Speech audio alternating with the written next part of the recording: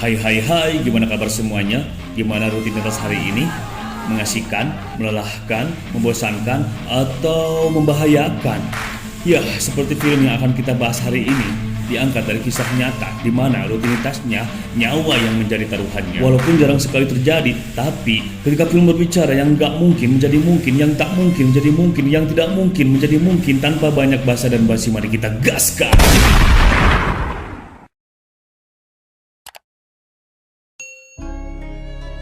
Di awal film memperlihatkan seorang sersan bernama Rasmussen yang sedang patroli mengawasi para tawanan perang. Di sana terlihat seorang tawanan yang membawa bendera. Tanpa banyak lama, dia pun langsung menghajarnya hingga babak belur. Dia pun pergi hendak ke pinggir pantai, di mana pantai tersebut terdapat puluhan ribu ranjau darat. Dia pun mulai menandai area-area yang terdapat ranjau berbahaya dan mematikan itu. Ya, para tawanan akan ditugaskan membersihkan ranjau tersebut. Di kamp tawanan, Kapten Evie Jensen memulai pelatihan menjinakkan ranjaunya dengan materi teori seadanya dan waktu yang sangat terbatas. Para tawanan pun dipaksa untuk mengerti semua yang disampaikannya. Kapten Evie Jensen pun menegaskan Denmark tidak akan peduli dengan kondisi para tawanannya. Tidak ada kata belas kasihan untuk tawanan, apa yang akan terjadi nanti menimpanya. Ya, kekejaman di era penjajahan mulai tercium di sini. Ini ranjau daratnya, di mana mirip kue dorayaki atau surabi. Praktik lapangan pun dimulai. Para tawanan diharuskan menjinakkan ranjau hanya menggunakan tangan kosong tanpa alat canggih apapun. Para tawanan pun memulai pelajaran menjinakkan ranjaunya. Satu persatu tawanan pun mulai menjinakkan ranjaunya. Soldat, stehen Sie auf! Ya, ranjau pun meledak. Satu tawanan pun tewas. Di scene selanjutnya, 14 orang tawanan dikirim ke tepian barat pantai Denmark. Mereka berusia masih sangat muda dan Sersan Rasmussen pun memulai perkenalan dengan para tawanan tersebut.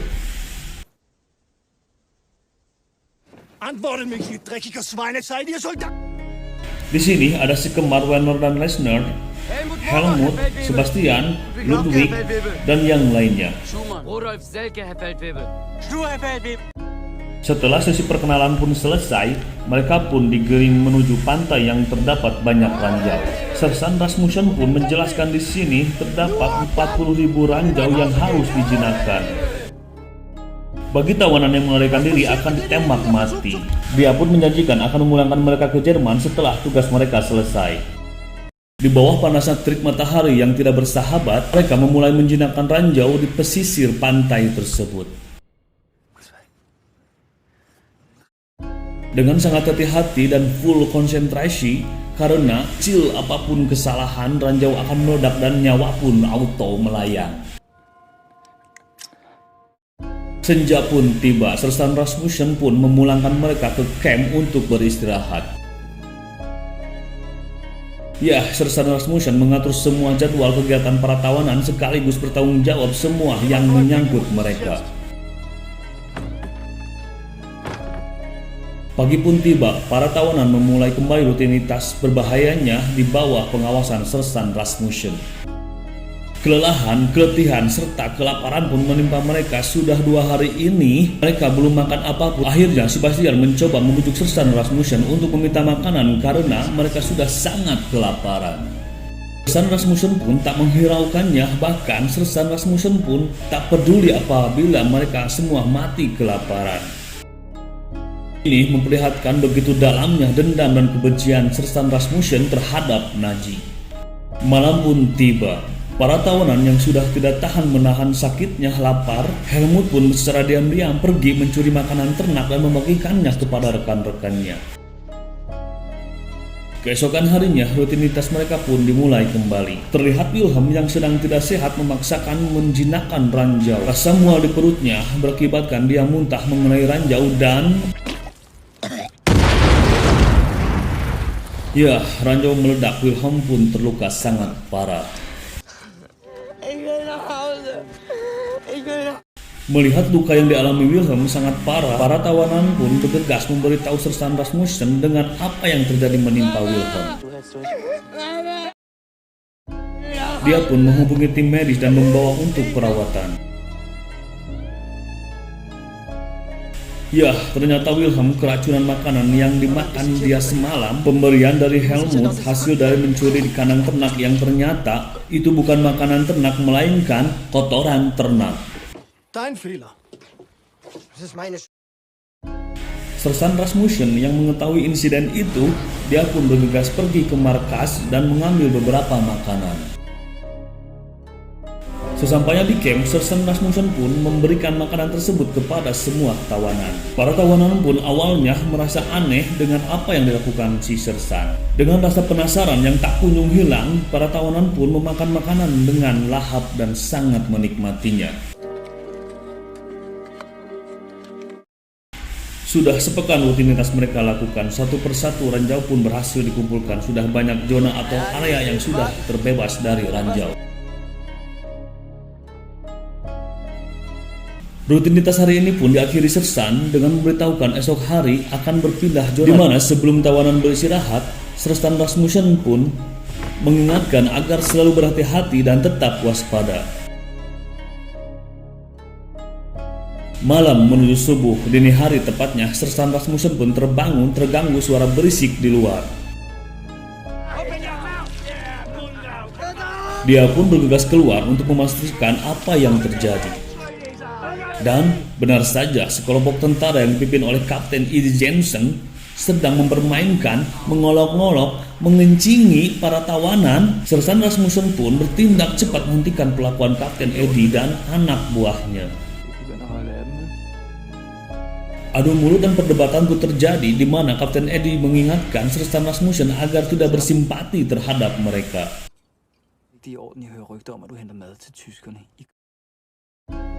Sersan pun menjelaskan masih butuh mereka untuk membersihkan ranjau-ranjau yang belum dijinakan. Kapten Eddie pun pergi bersama anak buahnya karena dirasa sudah cukup puas mengolok-ngolok para tawanan. Keesokan harinya, rutinitas biasa pun dimulai kembali. Di sini, Sebastian menemukan ranjau yang tak biasanya. Ya, di mana ada ranjau pemicu ledaknya dihubungkan secara paralel dengan ranjau lainnya.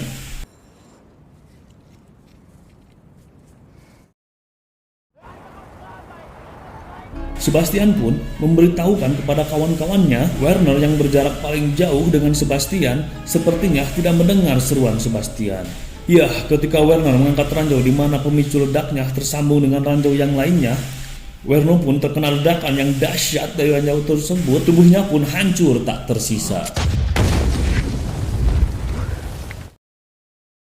Werner! Lesnar yang merupakan saudara kembarnya berlari ke tempat ledakan Werner, di mana zona itu masih amat berbahaya. Ludwig pun dengan sigap menahan Lesnar, mencoba menenangkannya. Mendengar suara ledakan itu, Sersan Rasmussen pun bergegas mendatanginya. Dia pun merasa kaget dan shock melihat Werner yang tewas terkena ledakan ranjau tersebut. Lesnar pun dibawa kembali ke camp. Sersan pun tidak henti-hentinya menenangkan Lesnar yang begitu panik dan sedih. Di sini inilah kita melihat Sersan Rasmussen menangis, hati kecilnya pun teriris, di mana yang sebelumnya dia terlihat antagonis, ternyata memiliki hati nurani selembut malaikat. Sambil memandangi Lesnar yang bersedih yang tidak percaya saudaranya tewas, batin Sersan Rasmussen pun bergejolak, di mana dia berpikir tak seharusnya anak-anak seusia mereka yang tidak tahu apa-apa menjadi korban kerakusan pemimpin diktator negaranya.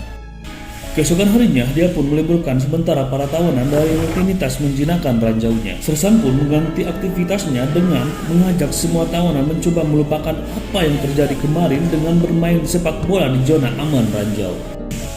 Mereka pun terlihat sangat menikmatinya dengan riang gembira, terkecuali Lesnar yang tidak ikut berkumpul dengan mereka. Lesnar yang masih bersedih sepeninggalnya saudara kembarnya, dia pun memilih menyendiri. Setelah seharian bersenang-senang, mereka pun kembali ke kamp penginapan. Sambil berjalan, Sersan bermain dengan anjing kesayangannya.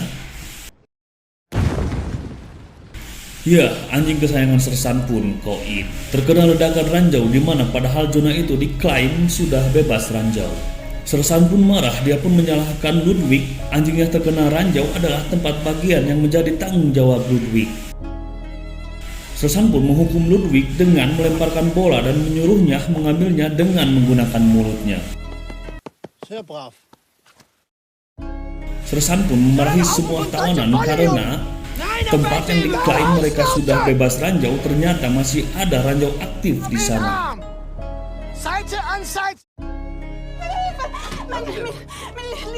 Di saat waktu masih pagi, datanglah seorang ibu yang meminta tolong kepada para tawanan karena anak perempuannya bermain di zona yang belum aman ranjau. Mereka pun cepat berlari menuju tempat anak kecil itu berada. Dengan sigap penuh hati-hati, Sebastian mulai memastikan tidak ada ranjau sembari mendekati anak tersebut. Di sisi lain, Lesnar datang dengan santuinya tanpa rasa takut terkena ranjau, datang menghampiri lokasi anak tersebut dan menolongnya. Lesnar pun berhasil menyelamatkan anak tersebut dan memberikannya kepada Sebastian. Lesnar pun yang terlihat pikirannya kosong, putus asa seperti halnya saudara kembarnya, berjalan menjauhi rekan-rekannya menuju zona bahaya ranjau. Yah, Lesnar tewas, tubuhnya pun hancur tak tersisa. Kejadian tersebut terjadi di depan mata Sebastian, dia pun merasa sedih dan termenung sendiri. Sersan Rasmussen pun meyakinkan menyemangati Sebastian bahwa semua ini akan berakhir. Mereka hanya perlu membereskan sisa ranjau yang belum dibereskan dan berjanji akan memulangkannya kembali ke tempat kelahirannya, Jerman. Sudah 3 bulan mereka menjinakkan ranjau. Sudah banyak ranjau yang mereka kumpulkan. Sembari mengumpulkan ranjau-ranjau, mereka berbincang bahwa sebentar lagi tugas berakhir dan bisa pulang kembali berkumpul bersama keluarganya. Ya, terjadi ledakan maha dahsyat di mana semua tawanan yang berada di sana tewas, hancur tak bersisa. Mendengar suara ledakan yang sangat keras itu, Sersan Rasmussen, Sebastian, Helmut, Ludwig, dan Rudolf yang masih sibuk mengamankan ranjau di pesisir pantai bergegas berlari ke arah asal ledakan itu.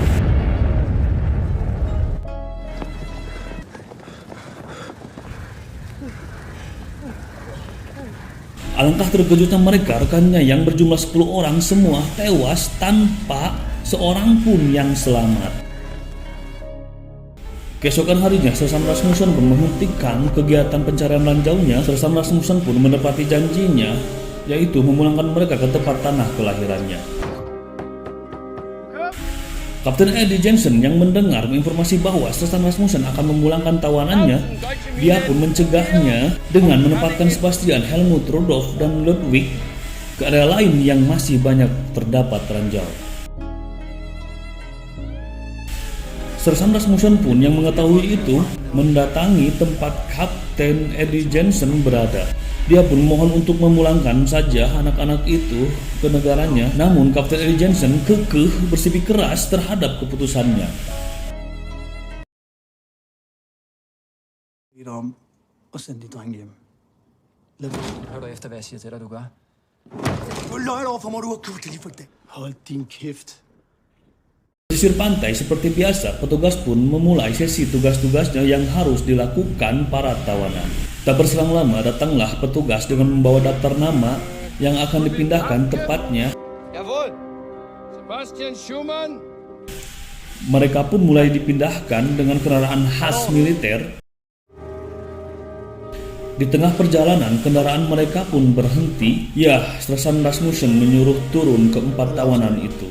Sersan Rasmussen menunjuk ke arah perbatasan Jerman di mana hanya berjarak sekitar 500 meter dan menyuruh mereka berempat secepatnya pergi ke arah sana untuk pulang. Dengan penuh semangat, mereka pun berempat berlari sembari terkadang menoleh ke arah Sersan Rasmussen untuk berterima kasih kepada Sersan yang bermanusiawi tersebut. Dan film pun berakhir. Ya, perang hanya akan merugikan kedua belah pihak. Tak ada kata kemenangan, yang ada hanyalah penderitaan. Sampai ketemu lagi di film-film selanjutnya. See you next time, I kill you!